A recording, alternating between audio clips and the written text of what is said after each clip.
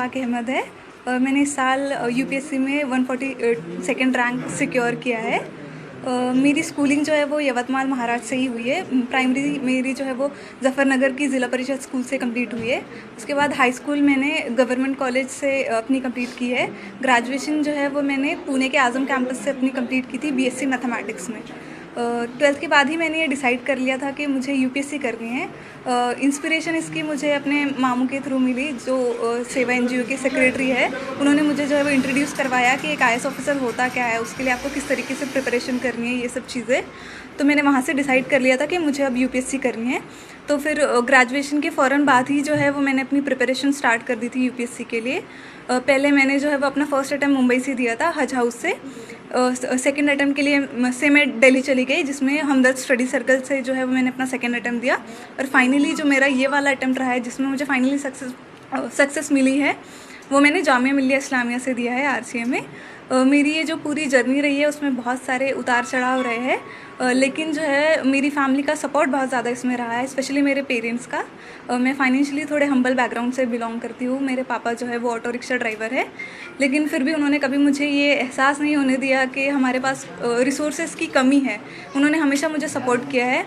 मेरी जो मदर है, उन्होंने मुझे हमेशा सपोर्ट किया है। कहीं ना कहीं मैं जो एक पेट्रियार्कल सोसाइटी से बिलोंग करती हूँ, इसके बावजूद भी कभी मेरे पेरेंट्स ने मुझे ऐसा महसूस नहीं होने दिया कि तुम लड़की हो, तुम ये नहीं कर सकती। उन पे दूसरों का भी प्रेशर था, फिर भी उन्होंने इस प्रेशर को हैंडल करते हुए मुझे सपोर्ट किया है। मेरी पूरी फैमिली, फ्रेंड्स, टीचर्स, सब ने मुझे इस जर्नी में जो है वो बहुत ज़्यादा सपोर्ट किया है। मैं अपनी प्रिपरेशन की बात करूँ तो ये मेरा 4th अटैम्प्ट था, तो इससे आप अंदाज़ा लगा सकते हैं कि जर्नी बहुत ज़्यादा डिफ़िकल्ट रही है। फेलियर्स बहुत सारे आए इसमें, लेकिन मैंने इस जर्नी में एक चीज़ सीखी है कि आपको पेशेंस और कंसिस्टेंसी जो है वो कभी इन दोनों चीज़ों का साथ नहीं छोड़ना है। ये दोनों चीज़ें ही है जो आपको जो है वो आपकी डेस्टिनेशन तक पहुंचा सकती है। आपके पास फेलियर्स आएंगे, बहुत सारे आएंगे, लेकिन आपको उन फेलियर्स से सीखना है कि आपकी गलती कहाँ हो रही है और आगे बढ़ना है।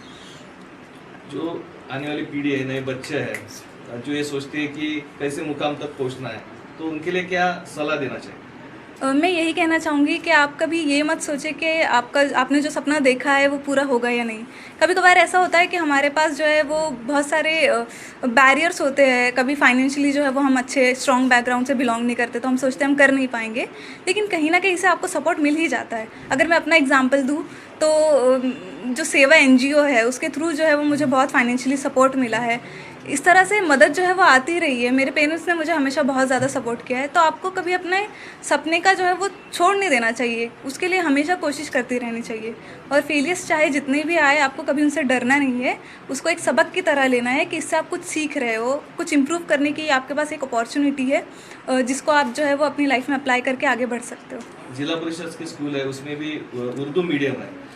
ऐसी परिस्थिति में हमेशा लोग सोचते हैं कि बड़े स्कूल होना चाहिए, अंग्रेजी में ही पढ़ना चाहिए, तो क्या लगता है इसमें? ये मेरे हिसाब से ये बिल्कुल एक तरह का मिथ है। ऐसे कुछ नहीं होता है। अगर आप खुद हार्ड वर्किंग हो, अगर आप में उतना जज्बा है कि आपको अपनी लाइफ में कुछ करना है, तो आप कैसे भी हालात में जो है वो आगे बढ़ जाते हो।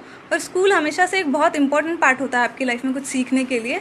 आप में खुद में वो जज्बा होना चाहिए कि आप उस अपॉर्चुनिटी को एक्सप्लॉइट कर पाए और उससे सीख पाए।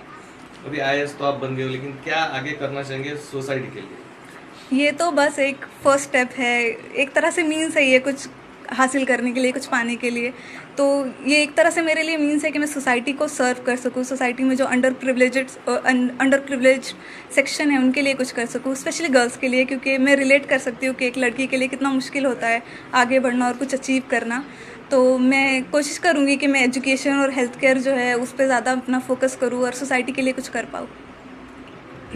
हमने सुने कि आपका खुद का घर भी नहीं है, तो पढ़ाई के लिए जैसा जो भी बोलना है बाकी बच्चों को, बहुत सारे लोग बोलते हैं कि भाई पैसा लगता पढ़ाई के लिए वगैरह, तो उसके बारे में आप क्या बोलना चाहेंगे? देखिए, ये सारी तो सेकेंडरी चीज़ें होती है। आपको खुद का घर चाहिए, पैसा चाहिए, ये सब होते हुए भी अगर आपके पास अपना खुद का ही कोई जज्बा नहीं है आगे बढ़ने का, आप में खुद में ही वो लगन नहीं है कुछ करने की, तो आप कुछ नहीं कर सकते। अगर आपके पास वो जज्बा है, अगर आप जो है वो हार्ड वर्किंग है, अगर आप सोचते हैं कि आप कुछ अचीव करना चाहते हैं और उसके लिए कोशिश करते हैं, तो फिर रिसोर्सेज तो कहीं ना कहीं से आ ही जाते हैं। हम ऐसी सोसाइटी में रहते हैं, इसके लिए हमें ग्रेट